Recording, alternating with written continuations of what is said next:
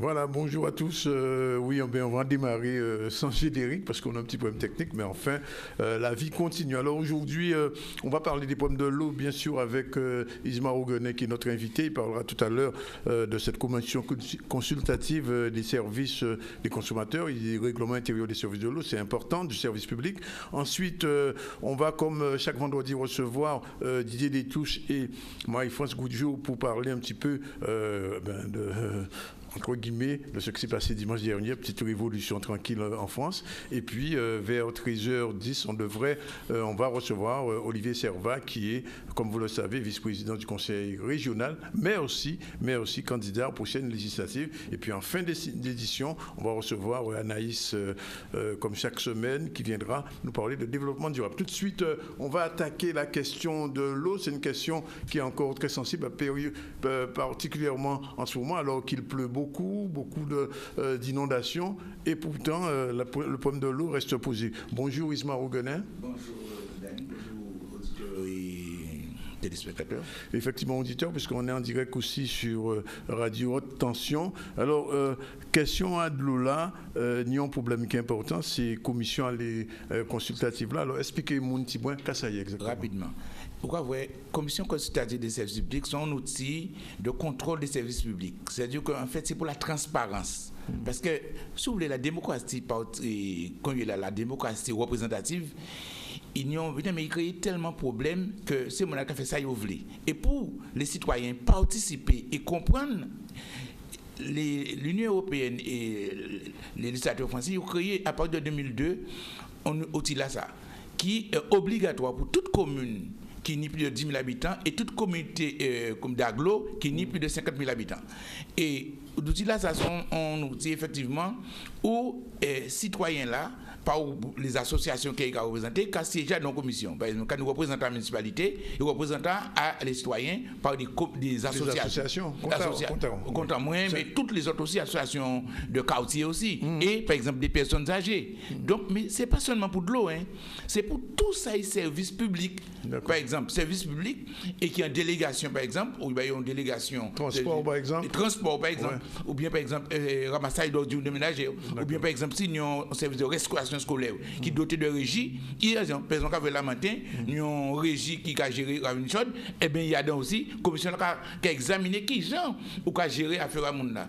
Et il y a quand on vient contre l'eau, où c'est essentiellement les usagers qui ont payé. Ces usagers-là, nous contrôlent si l'argent est versé. Et c'est pourquoi ils me créent une commission là ça. Donc, mes commissions là, ça, si vous voulez, problème pour qu'on aborder les questions là, ça, les municipalités, les comités d'agglo, CASA pays. Alors qu'ils sont bien obligatoires depuis 2002. Oui. Mais soit ils ont pays, soit ils font sorte de butin, mais ils font un butin comme ça. Alors que, normalement, ça a établi, ou qu'on voit fonctionner, et puis un quart d'élus et 3 quarts de représentants des associations. Parce que c'est un butin de la démocratie de proximité, pour les gens connaître ce qui est passé réellement. Or, c'est juste tout dysfonctionnement là qui n'est, il n'y a pas fait, il n'y a pas rien. Oh, ça a des rôles très importants, par exemple, dans le service de l'eau, par exemple. Il faut que la commission là, ça, c'est qui a examiné tout rapport à délégataire là chaque année pour dire qu'on se garde qui j'ai fait. Il pas ni pour son rôle consultatif, il pas de décision, mais en même temps son obligation. Par exemple, si mais là qui a créé une régie pour faire quelle que soit la régie qu'il voulait faire doter de domaine financier, il faut absolument y passer avant il prend décision là. Ou bien il y a une délégation de service pour un service quelqu'un qui n'y a avant il prend décision là, il voter décision là, faut la commission la consulter et puis tous les documents qui n'y. Et c'est comme ça qu'on peut y accès à tous les documents, il a montré qui gens de la gérer. Mais aussi, il a consulté aussi si rapport que Mela doit tenir fait chaque année si prix et qualité de l'eau là. Donc c'est des bulletins très important. Et malheureusement, son combat pour faire les municipalités et les communes d'agglo. Et il ne veut pas accepter ces commissions-là. Non, mais il ne peut pas. Il est obligé de faire. Oui, mais est-ce qu'il a fonctionné? Est-ce qu'il y a quoi faire? Voilà, tout le problème là, c'est faire fonctionner normalement. Et puis les normes, c'est-à-dire qu'en fait, pour une majorité d'associations qui représentent, et puis réunir puis les conditions de travail. Parce qu'effectivement, il faut un règlement sérieux. Exemple, on déontologie à jeune qui fonctionner, il va mettre en place qui gens, ça va fonctionner, qui les rythmes de réunion. Mais c'est ça le problème là. Et convoquer un temps, les éléments qui n'y pour contrôler contrôler. Son service, un organe de contrôle et de transparence pour usager là, ou représentant ni transparence là. Mais si il pas capable, pas fait. Et donc son combat pour demander réunir. En cas par exemple côté nous par exemple, depuis par exemple pour il mettre en place combat, mais la mettre en place. Ils mettaient en place. Ils mettaient en place. Ou la monter en place. Mais est-ce que à Capex c'est ça? Oui, il est en place. Il est en place. Il est en place. Mais si il est en place, mais qui composition a? Est-ce qu'il y a donc composition qui permet de fonctionner et puis les citoyens à Cap Excellence, quoi voyons. Moun Zabi, moun Bemaro, moun La Pointe, mais dans les associations. Ce problème là, par exemple, comme Cadlo, qui c'est celle association à de l'eau qui a dans territoire, périmètre à territoire à Cap Excellence, et bien il y a demandé combien de fois pour rentrer, pour siéger, pour rentrer. Quoi voyons. Quand on revient à la matin qui a réussi à faire une commission qui et puis dans l'autre c'est en fait ni un tiers d'élus et 3 tiers d'associations. Et nous avons examiné rapport à gestion de l'eau là et assainissement, gestion depuis en 2015 et puis en fin septembre 2016. Et bien jusqu'à présent nous pouvons examiner. Mais tu as 2015 hein. Nous devons examiner. Nous pouvons examiner. Donc, pourquoi faire on combat 2 ans de retard pratiquement. Nous disons qu'on fait l'année après, l'année d'après. Donc, 2016, il peut aller. C'est au 30 juin, pour produire, au 1er juin, pour ces délégataires-là, produire rapport à eux. Mais c'est très important parce qu'à travers ces rapports-là, ça, vous voyez qu'il y a un cas gaspillé, qu'il y a un cas volé, qu'il y a un cas détenu l'argent et qu'il y a une corruption à mettre en place. Donc, ça, nous devons expliquer. En deuxième temps, nous devons expliquer encore, et rapidement, parce que dans la côte, c'était pour dire aussi que, gestion de l'eau, nous avons de l'eau seulement, parce que là, c'était pas seulement de l'eau, ni ça va créer un règlement du service public obligatoire. Et règlement du service public, là, ça, avant produit, il faut commission consultative, là, je donne un regard aussi, pour bailler point de vue, ici, règlement là, ça. Or, règlement là, ça, chaque usager a de l'eau de tenir règlement là. C'est une obligation. Pourquoi? Ces règlements-là, c'est qu'à servir de contrat entre usagers là et distributeurs d'eau là au service là. Si vous paniez, il y aura dans des clauses abusives. Pourquoi? Parce que ça, dans le règlement là, il a dit mis obligation à service là et mis obligation à usager là et mis devoir et mis droit. Or, vous regardez par exemple, nous panier, pour mon en Guadeloupe panier ça. Par exemple, à Kamandi, par exemple, moi, en mandé, en tant que responsable de l'association, on m'a dit qu'il y a bon, il faut que c'est un combat, il faut que tu voyez par mail. Il a regardé le règlement là qui est en place dans la vigueur la matin, est totalement obsolète. Il a daté de 2007 et il pas tient compte des bons lois qui sont en place depuis ça, pas qui loi boîte qui a supprimé et coupure d'eau, etc. Mais à dans le règlement, il a parlé de coupure d'eau toujours, alors que la loi, il pas parlé de compte de loi Wortmann et tout décret d'application du 24 septembre 2012, il a montré qui j'en ai un écrètement facturation là, si usager là n'a un problème. Donc usager là par contre droit et comment il peut faire valoir droit, vous voir. Et c'est ça excessivement grave. Faut effectivement tout usager n'y a un règlement de service public là. Alors ça en cas dit effectivement comme c'est un document qui va être de Paris qui est un document complexe mais t'as la matière encore plus gros. Alors même si on peut bailler monde on peut bailler au moins un résumé à règlement là et puis mais chaque monde va y aller c'est comme dire quoi un abonnement téléphonique ou quoi vrai et puis toute une série d'habitants il va au droit etc. qui les obligations. Donc c'est ça. C'est un peu ça, c'est un combat nous mener pour ça dans tout partout les associations qui défendent l'eau pour les usagers ni règlement là connaître droits et devoirs à eux à de même on tire résumé à règlement là. Alors quoi c'est oui. Oui non sans cadio c'est que monde qui a écouté au coin là quand il peut faire vinn côté les autres pour zoper bah au règlement là mais c'est en position de continuer à mettre en ces municipalités ces collectivités là. Premièrement faut règlement là il y a une norme avant bon règlement regarde il pas bon règlement là. Donc il faut mettre à jour chaque fois une loi il fait il a intéressé là faut fouiller dedans. C'est ça les textes à dire. Donc faut fouiller à jour. Deuxièmement à présent faut au niveau des usagers là rejoindre c'est tout même temps là les associations de défense des usagers pour faire valoir droit tout celles yo peut récupérer tout celles donc et non effectivement nous commander mais à pas nous que yo peut voyer par mail ou bien on peut mettre ici s'il y a dans service à yo ça yo ni pour au moins consulter complètement mais au moins en cas penser que on résumé à les droits et les devoirs des usagers on résumé à les droits et les devoirs du distributeur d'eau doit être ni et parviennent à chaque usager effectivement encore c'est ça qu'il y a fait mais pour un règlement plus complet d'après moi il peut mettre en ligne débrouiller, mettre en ligne, faire en sorte que au moins moun peut consulter, qui peut consulter. Encore que c'est ça pour nous arriver, mais ce combat là nous mener. Vous voyez comment pas ni transparence, faut ni transparence dans gestion de l'eau là. Moun qui payer de l'eau, c'est moun qui payer de l'eau qui fait service la marché. C'est uniquement parce que le principe c'est l'eau paye l'eau. C'est l'argent nous qui payer de l'eau là, il a fait qu'on peut payer ouvrier, on peut faire investissement, on peut réparer. C'est l'argent nous qui a fait ça. Donc nous avons droit de regard si ça nous a fait.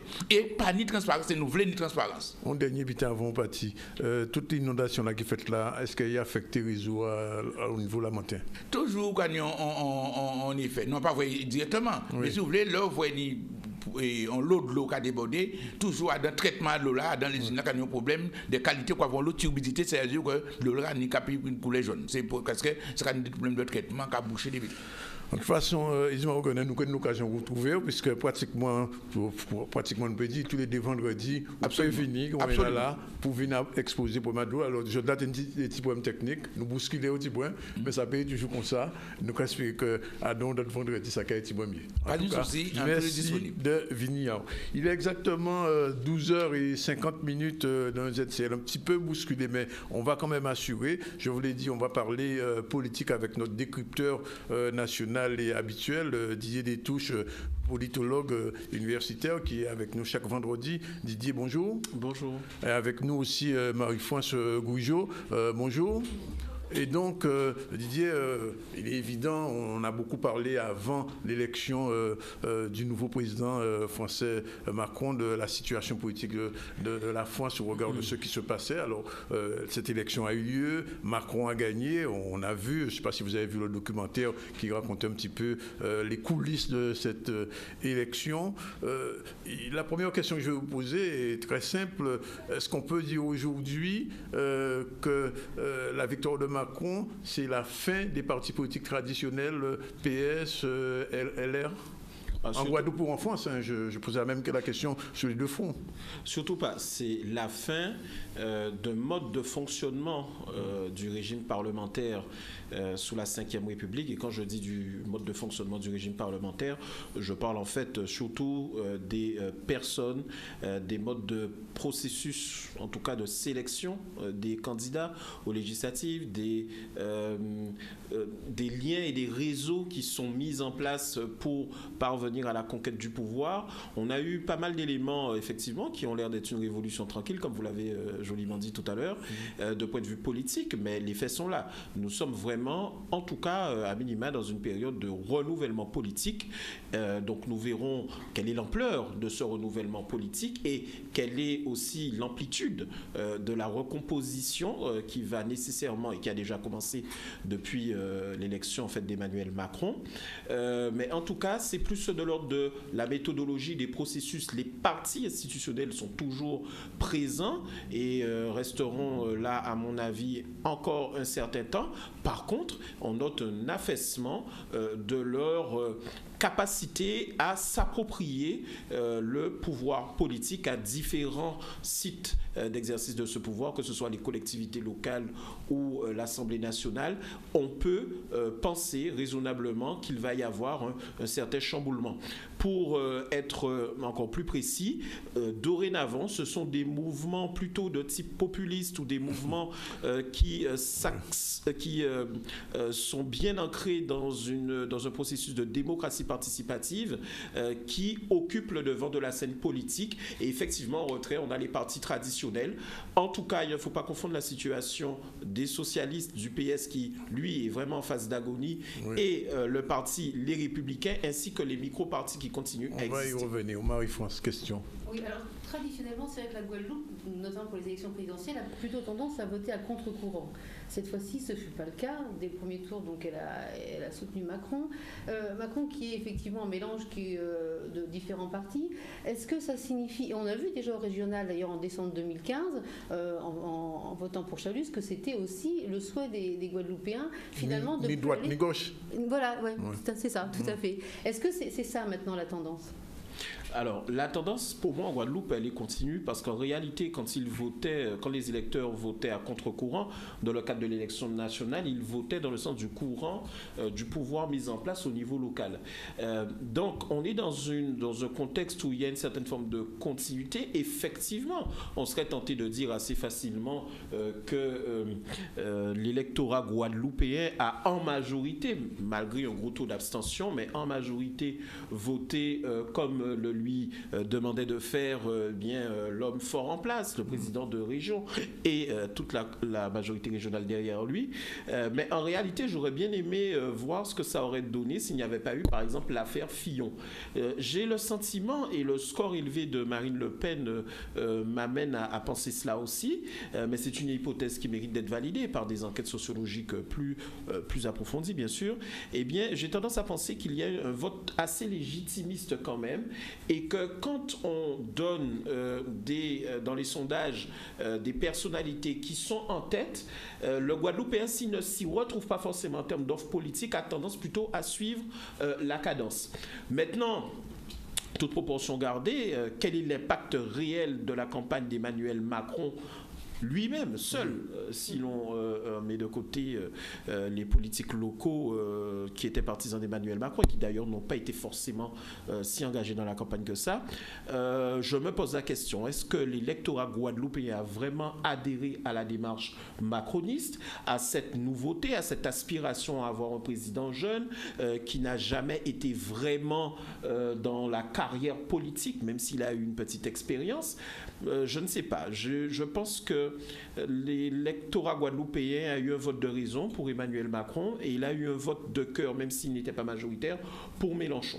Alors, ça m'amène à parler des autres votes, parce qu'il y a eu Mélenchon, mais il y a eu aussi, entre guillemets, une montée assez surprenante de Le Pen en Guadeloupe. Et quand je parle de Le Pen en Guadeloupe, je parle du cas aussi de la Désirade, parce que le maire de la Désirade a dû intervenir pour dire si Marine Le Pen a été pratiquement majoritaire, 43% à la Désirade, ça ne signifie pas que les Désiradiens soient plus Le Penistes que les autres. 24% sous l'ensemble pour la Guadeloupe. Est-ce qu'il y a un vote protestataire en Guadeloupe pour Le Pen, ou alors c'est parce que l'offre n'était pas suffisante pour les Guadeloupéens? Parce qu'il est difficile de penser, surtout au mois de mai, que les Guadeloupéens se mettraient à voter contre leur propre descendance, entre guillemets, en votant Le Pen.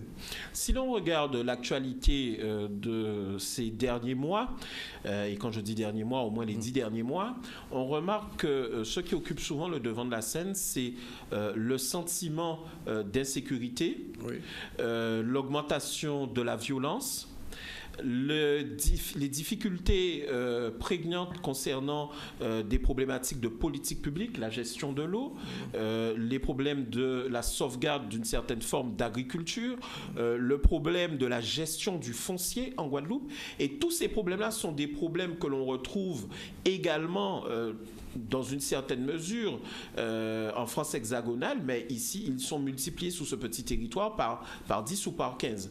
Ce qui veut dire qu'il y a de toute façon une dynamique en faveur de vote contestataire, qui est aussi l'apanage du vote Le Pen.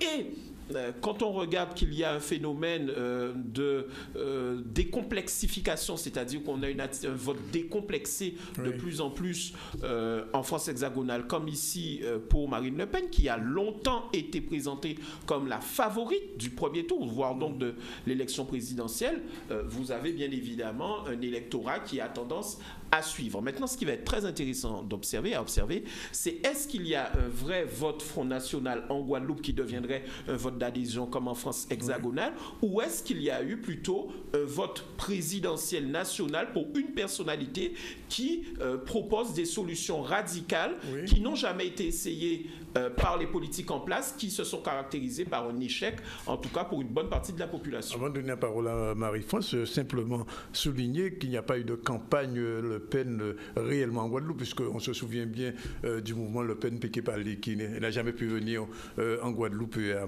plusieurs reprises elle a tenté. Et finalement, je me demande, est-ce que, pour suivre un peu ce que vous dites, Didier, si le rôle des médias aujourd'hui ne pèse pas aussi en Guadeloupe dans l'opinion, parce qu'il y a y a 15 ans, il y avait moins de télévision, moins de chaînes permanentes, moins d'informations, moins de grands débats accessibles à tout le monde en Guadeloupe. Et peut-être que ça ajoute dans l'opinion, Marie-France. Oui. Simplement pour revenir à la Désirade, effectivement, on peut imaginer aussi que les Désiradiens ont fait un blocage et ont sanctionné la Commission européenne par rapport à la pêche notamment, puisque c'est un sujet majeur pour eux. Et puis aussi quand on voit au niveau des élections des députés européens, quand il y a à peu près 80% de taux d'abstention, on peut se dire que d'une manière générale, c'est vrai qu'il y a quand même peu d'investissements sur l'Europe par rapport à la Guadeloupe, et notamment des petites îles qui sont quand même, non pas peur de l'étranger, mais gens qui sont plutôt fermés sur elles-mêmes. Et l'Europe, c'est justement tout le contraire. Il existe un quiproquo européen en Guadeloupe et de façon générale dans les Outre-mer. L'Europe a, quand on fait des études comparatives, a pour les RUP, pour les régions ultrapériphériques, une politique active de soutien à la fois au développement, au financement, des infrastructures et à l'investissement, une certaine forme d'investissement et notamment un soutien pour l'agriculture. Sauf que, dans le même temps, elle impose de point de vue juridique tout un certain nombre de contraintes qui entravent l'accès et l'utilisation des règles du marché libéral qui sont en cours actuellement. Ce qui veut dire qu'en Outre-mer et singulièrement en Guadeloupe, on considère vraiment comme un fardeau beaucoup trop pesant à la fois l'euro et les directives européennes, alors même que l'Europe a une politique de soutien assez quand même conséquent pour tout un certain nombre d'infrastructures. J'ajoute que dans la capacité des élus et des entrepreneurs à se saisir des financements européens, il y a aussi bon nombre de lacunes. Il y a un problème d'information. L'Europe aujourd'hui n'est pas une institution comprise. Elle est vue comme un ensemble technocratique qui ne fait qu'imposer des charges. Donc vous avez raison, le vote Fonds national à la Désirade, qui est une terre agricole par excellence et une terre de pêche également, montre à quel point l'Europe fait peser des contraintes sur des petits pays, des petites îles qui ont besoin de développement, mais qui en même temps besoin de ce soutien européen. J'ajoute qu'il n'y a pas simplement des questions européennes liées au vote Front National. Il faut voir avec lucidité la sociologie électorale guadeloupéenne, même si nous avons un déficit d'enquête sociologique, mais on peut quand même considérer qu'en Guadeloupe, il y a un vote aussi de rejet d'une immigration en Guadeloupe qui est très forte et qui, à une certaine époque, a connu un vif succès qui est en train de renaître. Ici même d'ailleurs. Voilà, parce qu'il y a toujours au niveau de la Guadeloupe des personnes qui n'hésitent pas à stigmatiser telle ou telle catégorie d'individus. C'est peut-être aussi des réalités qui sont vécues en termes d'utilisation des services publics, de bénéfices, d'allocations sociales, etc. Mais en tout cas, qui ne sont pas plus élevés forcément qu'ailleurs dans la France hexagonale. Maintenant, il faut comprendre aussi quelque chose. Dans l'électorat pour Marine Le Pen, il y avait des agriculteurs, des pêcheurs, il y avait aussi une partie de vote un peu xénophobe, il faut bien le reconnaître, mais il y a aussi un vote de certaines catégories socioprofessionnelles, notamment des cadres, des personnes des professions libérales. Le vote Le Pen est un vote qui maintenant irrigue l'ensemble de la sociologie socioprofessionnelle et électorale, que ce soit en face hexagonale ou au niveau de la Guadeloupe. C'est la raison pour laquelle, si on veut endiguer éventuellement ce vote, il faut avoir non seulement une réflexion lucide sur les raisons du vote, mais aussi il faut savoir considérer qu'il y a, comme vous le sous-entendiez, un appel de détresse de beaucoup de gens qui souffrent et qui trouvent refuge vers ce vote radical. Alors je vais, avant de conclure, revenir un petit peu sur ce qui était dit au début en ce qui concerne les partis traditionnels, parce qu'en Guadeloupe aussi, on a vu la transformation du GUSR. D'ailleurs, c'est demain le congrès de ce parti, forme de congrès, Assemblée générale en tout cas, pour la validation des législatives. Alors, on se rend compte d'une chose aujourd'hui. Alors, le PS a quelques candidats, les LR ont annoncé leurs candidats, et aujourd'hui, le GUSR rassemble tout le monde. C'est-à-dire, Chalus est entré au GUSR, on a vu même Diane Perran au GUSR, Diane Perran qui était connotée à droite juste avant les élections élections de 2015. Elle est maintenant au GUSR. Le GUSR est devenu Macron. Ça veut dire qu'il va y avoir une transposition et que les partis traditionnels LR en Guadeloupe et le PS vont... je ne vais pas dire disparaître, vont avoir du souci pour ces législatives en Guadeloupe? Alors, je ne sais pas si ces partis vont avoir forcément des soucis. Ce que je pense, c'est que la recomposition politique à l'œuvre en France hexagonale n'aura pas la même amplitude en Guadeloupe. Oui. Je pense que le GUSR a habilement fait en sorte que le mouvement visant à permettre à des personnalités de la société civile ou n'importe quel citoyen lambda d'avoir une investiture au niveau de la République En Marche, le mouvement d'Emmanuel Macron, je pense que le GUSR s'est accaparé cela et c'est en réalité le GUSR qui donne la réelle investiture. Ça, c'est un premier point. Deuxième point, quand on cherche un effet Macron, on voit quand même qu'il existe parce qu'il y a une multiplicité des candidatures sans étiquette et de personnalités effectivement de la société civile, mais qui ne se réclament pas du mouvement En Marche. Ça veut dire qu'il y a un effet, un appel d'air et que beaucoup se sont engouffrés là-dedans pour pouvoir occuper un poste de député. D'autant plus que la loi de non-cumul des mandats fait que l'intégralité des députés qui siégeaient ne se représentent pas et préfèrent rester dans leur commune. Pour les partis politiques, les législatives sont très importantes parce qu'elles permettent notamment d'augmenter leur financement. C'est la raison pour laquelle les partis politiques ne sont pas prêts de mourir, qu'ils sont toujours présents en Guadeloupe, qu'ils ont toujours cette prégnance et qu'en réalité, nous sommes dans un paysage politique qui est ultra dominé par la gauche et singulièrement par le GUSR qui remplace le PS, il faut le dire. Qui va peut-être remplacer le PS. En tout cas, il prend beaucoup de place sous la fédération du Parti socialiste, mais attention, la fédération du Parti socialiste a encore beaucoup d'élus au conseil départemental, dont une bonne partie sont justement de nouveaux élus. Donc il va falloir attendre les législatives pour voir un peu quel est exactement l'échiquier, mais c'est vrai que pour le moment, il y a un gros avantage au GUSR qui a la chance et la caractéristique d'avoir récupéré des éléments des Républicains. Ce qui veut dire qu'à droite, on n'a quasiment personne et que donc on va avoir des conflits d'opposition classiques, gauche-droite, recentrés à l'intérieur même du GUSR. Pour le moment, ils ont réussi, les cadres du GUSR, à éviter les tensions, notamment sous le cas de Diana Perran et de Justine Bénet pour la seconde circonscription. Dernière question, il est 13h, juste avant la page pub, Marie-France, la dernière question à Didier. Une question toute simple quand même si on doit attendre les législatives, mais comment voyez-vous l'évolution du Parti socialiste en Guadeloupe ? Alors, la fédération du Parti socialiste était très focalisée, centrée autour de cette personnalité extrêmement dominante et emblématique et forte qu'était l'ancien président de région Victorin Lurel, et cela pendant plus d'une décennie.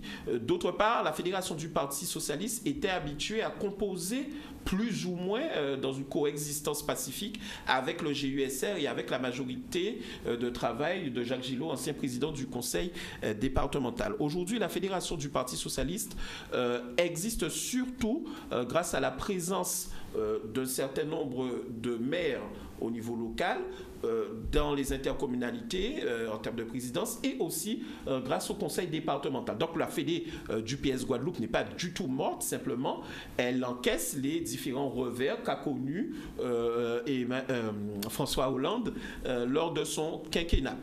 Maintenant, comment la FEDEPS va arriver à survivre avec le chamboulement que l'on connaît actuellement au niveau national, puisque on a déjà deux partis qui se créent, on ne sait pas encore si c'est hors ou à l'intérieur du PS, c'est dès demain avec Christiane Taubira et Anne Hidalgo et Benoît Hamon avec ce mouvement politique. C'est la vraie question. Là, on doit attendre pour voir exactement comment ils vont se repositionner. En tout cas, même si la Fédé du PS en tant qu'institution n'existerait plus en tant que telle, il existe toujours des socialistes et des socialistes convaincus et des socialistes engagés en Guadeloupe, et je pense que toute l'habileté pour eux consistera à survivre effectivement à cette vague Macron et à cette domination pour le moment, je dirais même monopole du GUSR au niveau de la Guadeloupe.